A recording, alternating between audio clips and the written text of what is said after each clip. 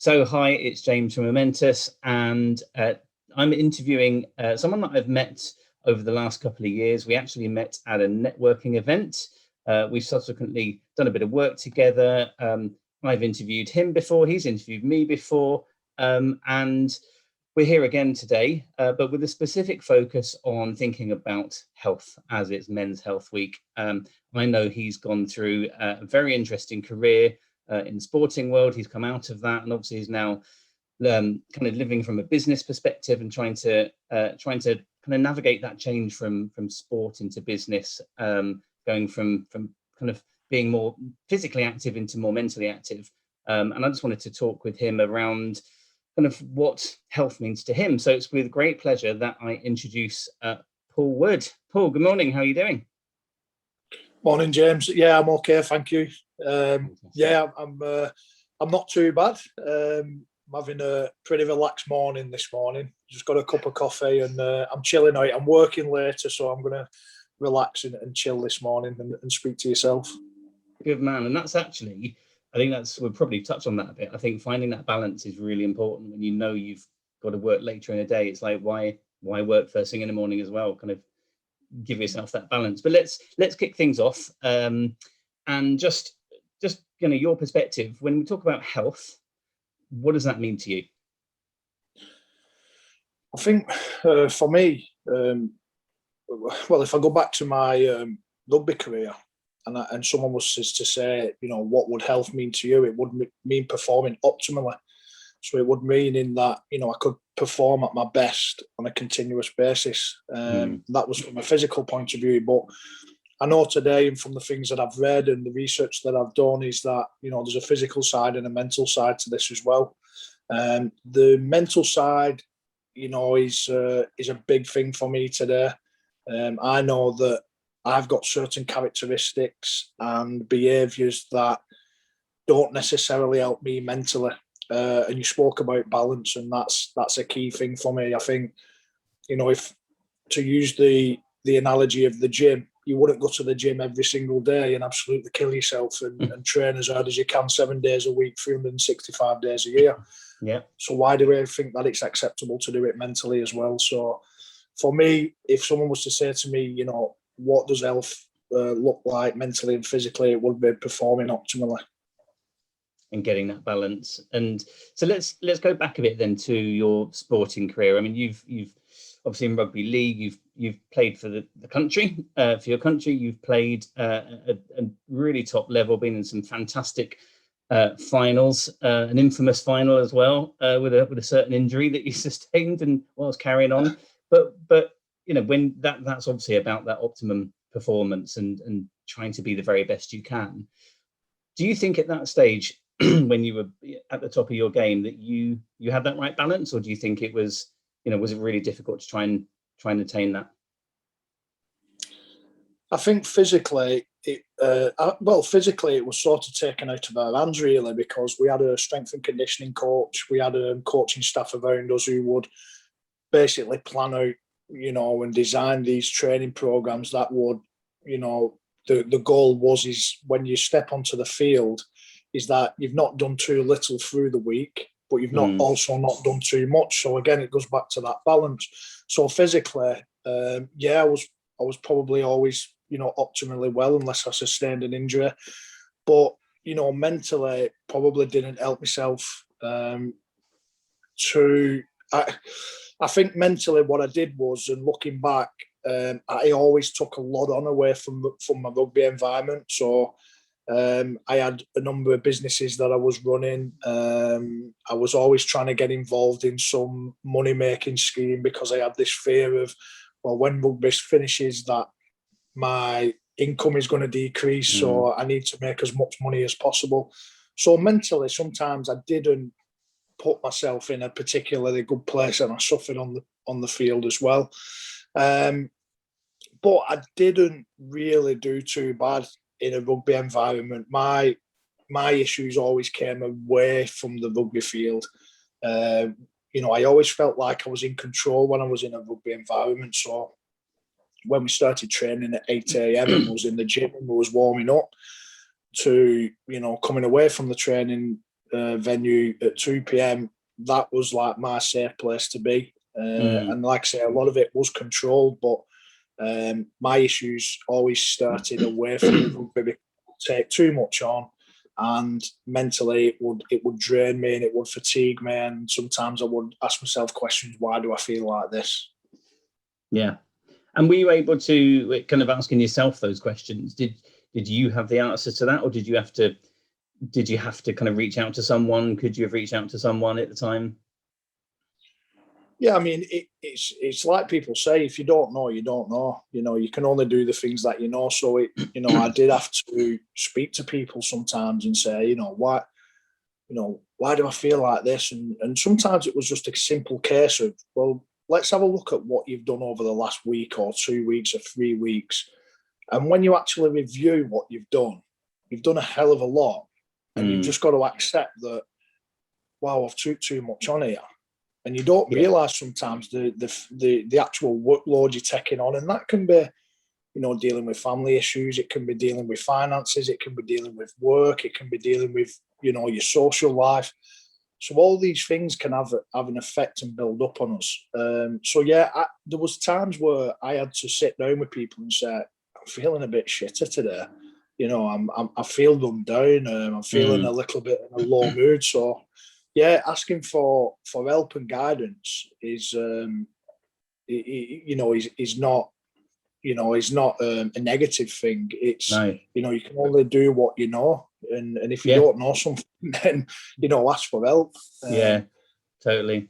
And I mean, I think it's changed. It's historically men particularly haven't been good at kind of just putting their hands up and saying, I'm not okay.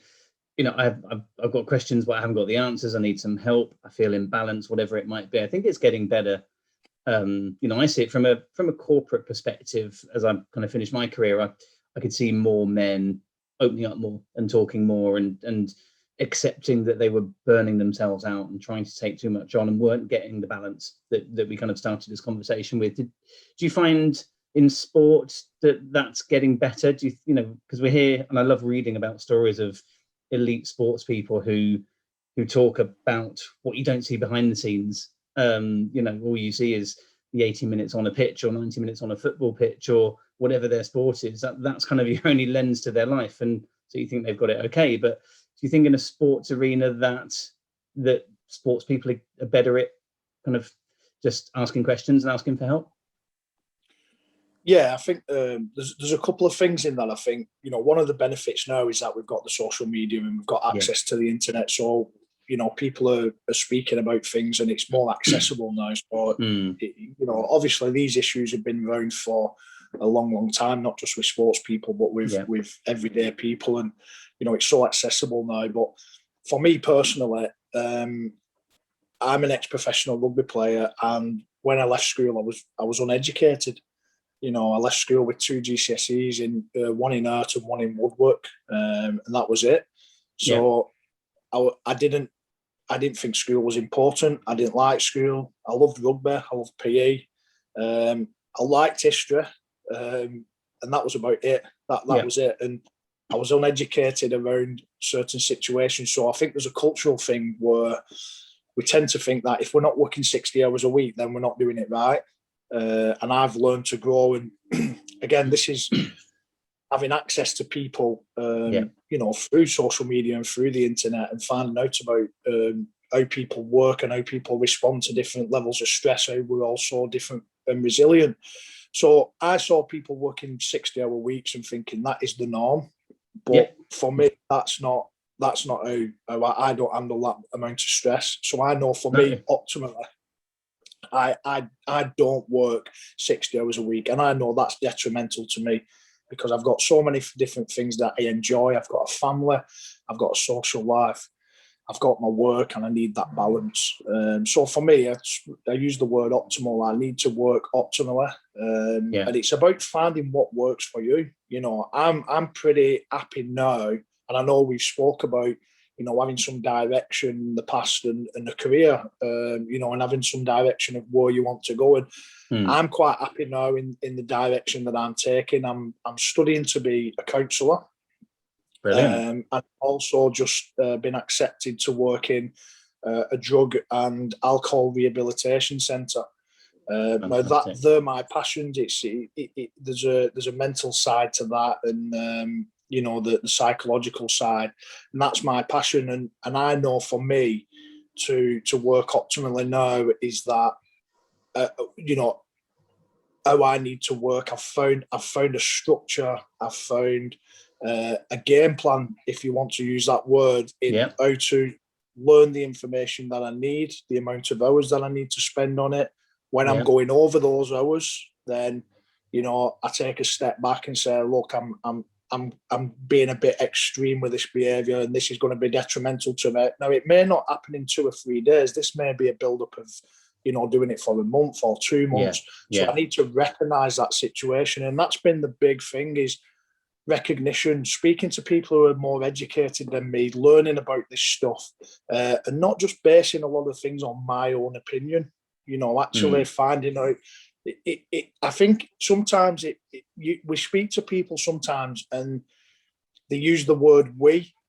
We do this, we do that, when actually what they mean is I do this. So what I've had to do is take myself away and speak to quite a number of people to find out what we're not all the same. We're all very different. So it's about finding about different people's experiences, what they do, and comparing them to my own experiences and finding what works best for me.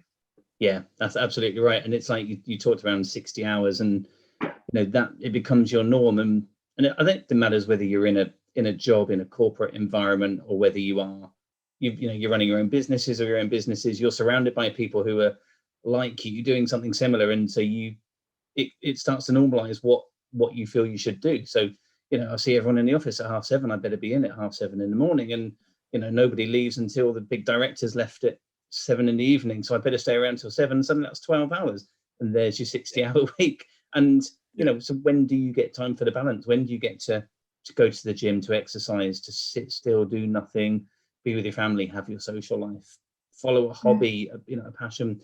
You don't get that balance because we're trying to copy people, and it's finding your lane, where you're at your best that's the ideal outcome. And you talked around the fact that you're able to get that balance now, but sometimes it could be over the space of a month that you realize, you look back and think, God, I've been doing stuff a little wrong. I've drifted into certain habits. What do they look like? What are the signs for you of you've maybe just let the balance go a little bit, you're not working optimally?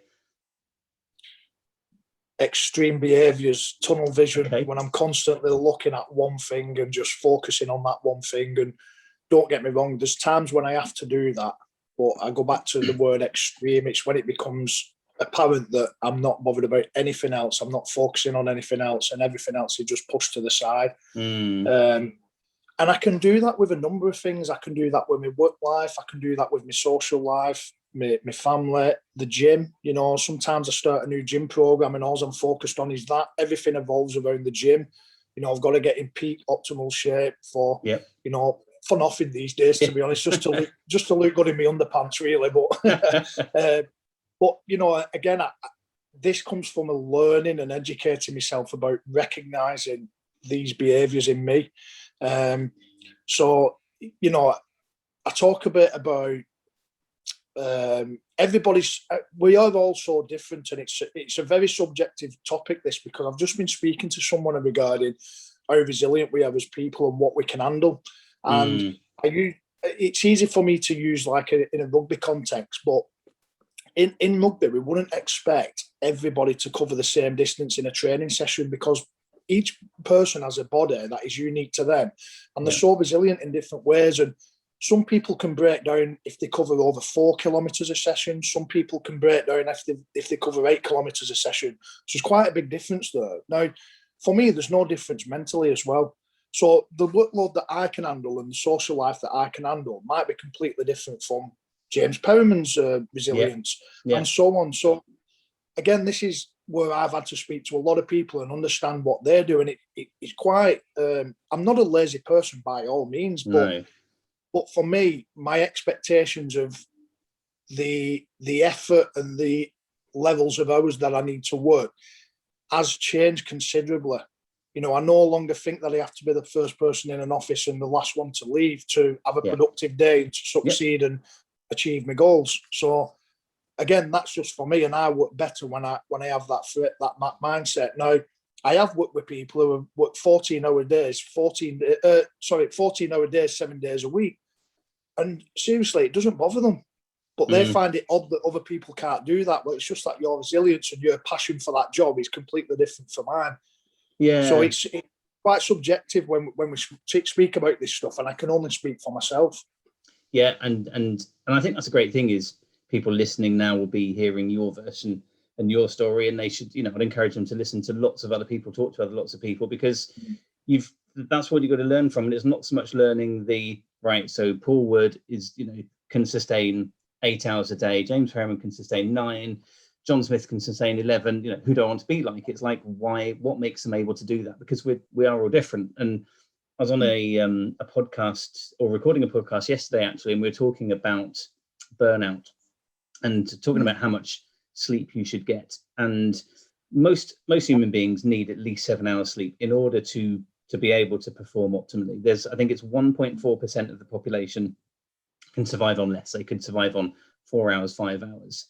And you'll know if you're that person, you know, like that person you just mentioned, you know, they can sustain a high number of hours every day and they're fine. But it's a fraction of the population that can do that. The rest of us might kid ourselves that we'll be all right on 6 hours, Monday to Friday, catch up on the weekend. But I know if I were to be like that over the course of the week, I'd get to Thursday, Friday, and my productivity would just go through the floor. I'd be useless. I'd skip the gym. I'd want another hour's sleep.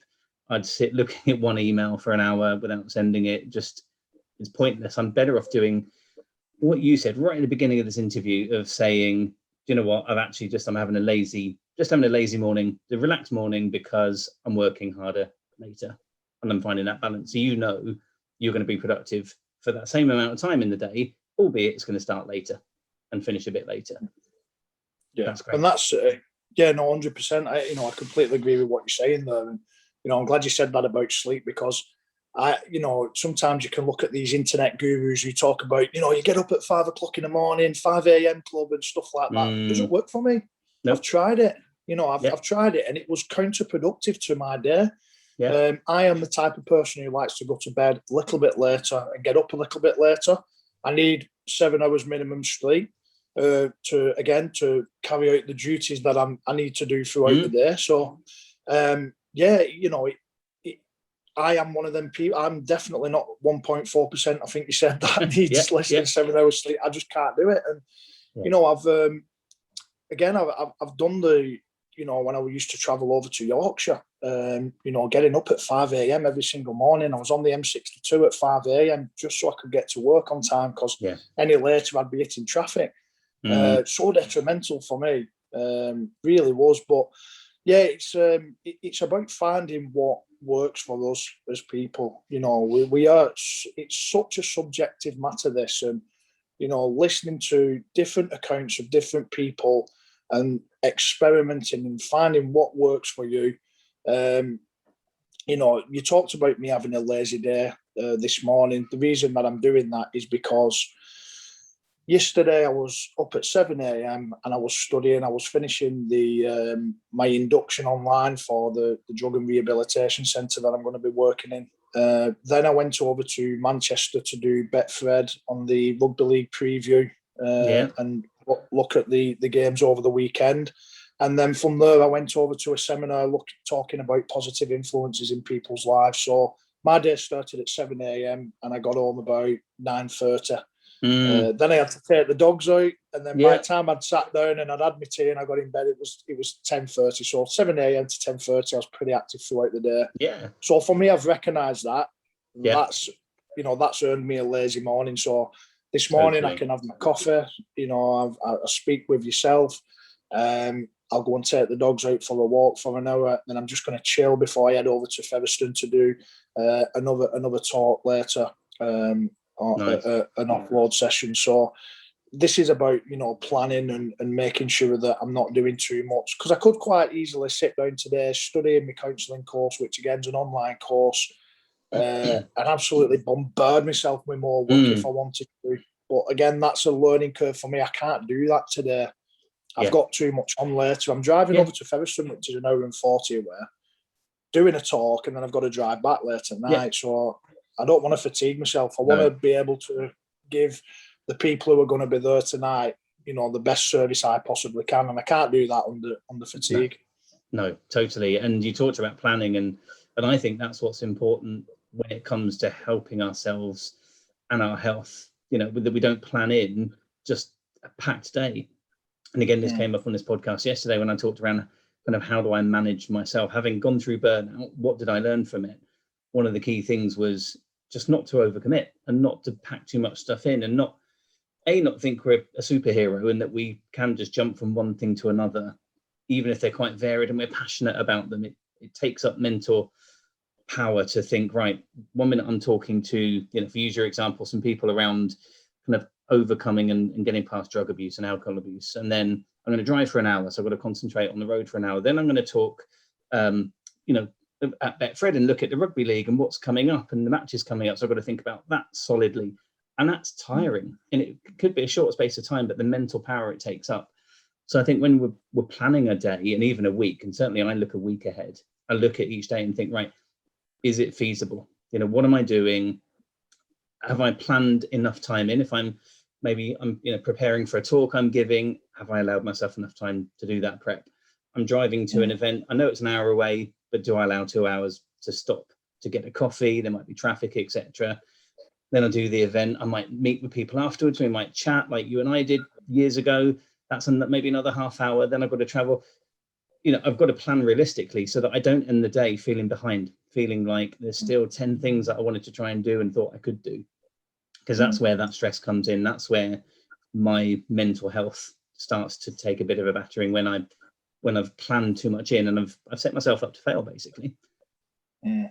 Yeah, and everything you've just spoke about, though, there's not actually a big, massive physical element to it. No. Probably the most physical thing is driving your car to one venue to another, walking up the flight of stairs to go and do your presentation. But and that is a learning curve for me, because everything I've done in my life has always revolved around physicality and tiring your body out. Where now I'm on the other side of it, and it's a lot of it is the mental side, the concentration. Focusing on something that.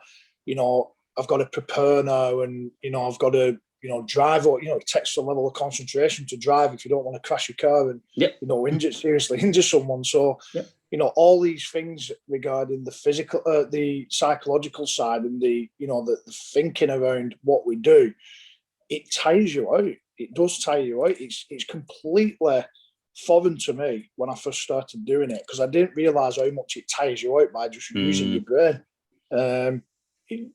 I should have done, really, because rugby does require a level of concentration and thinking about it, but you always put it down to the physical aspect of I've been running around the field.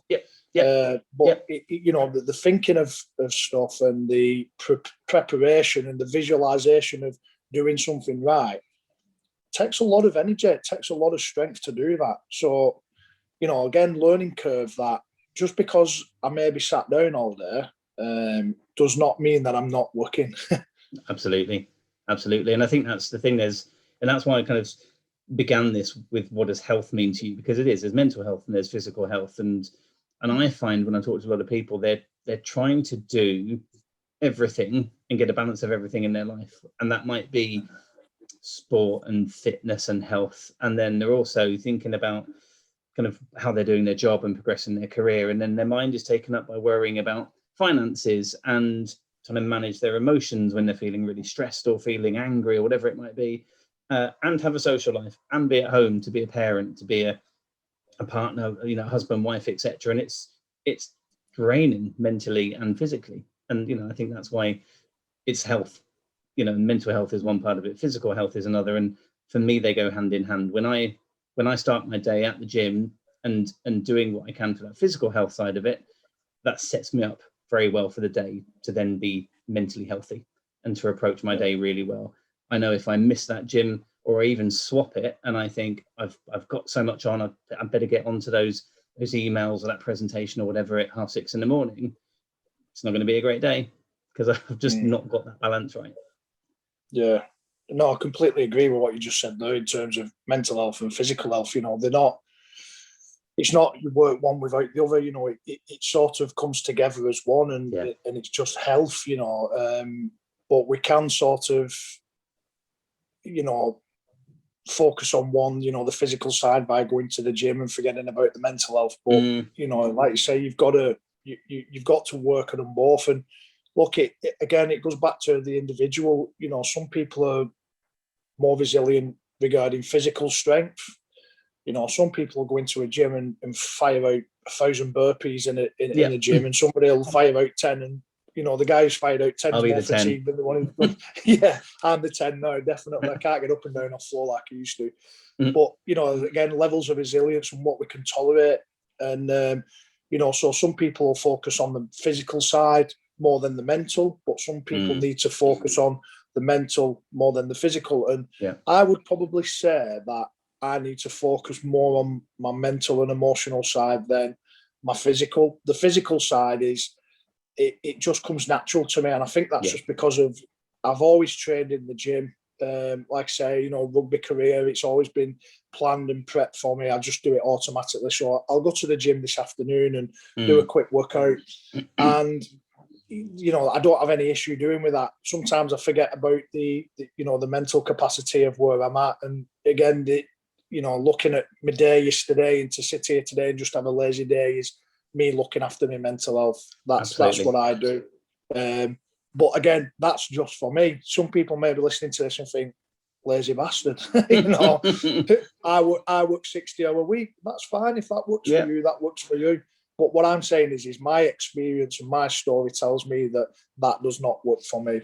I become nerky. I become irritable. I become a hard worker I become a hard work to live with. I get snappy.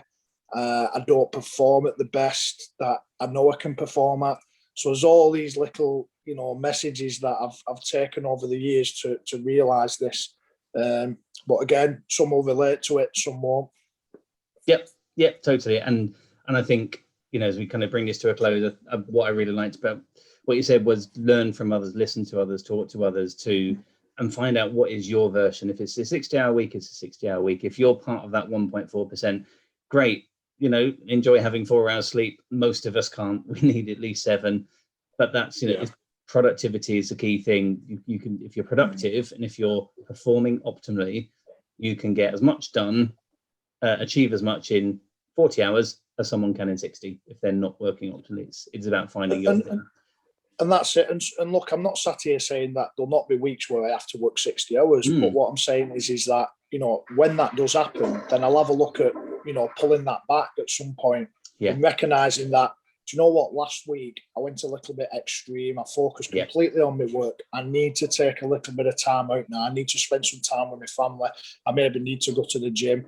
And it's recognising that, because ultimately life's fluid, into things change constantly. All of a sudden you get like a couple of deadlines through an email and you're like, shit, this is going to be a long week. But I'll try to plan next week to pull a little bit back. Spend a little bit more time on myself. So again, it's so fluid. It's like having I can use rugby analogies because it's easy for me, but you go into a game plan to play, say for example, St Helens, and somebody on the St Helens team gets injured 2 minutes into the game. That game plan then doesn't stay the same if that person who's gone off is in your game plan.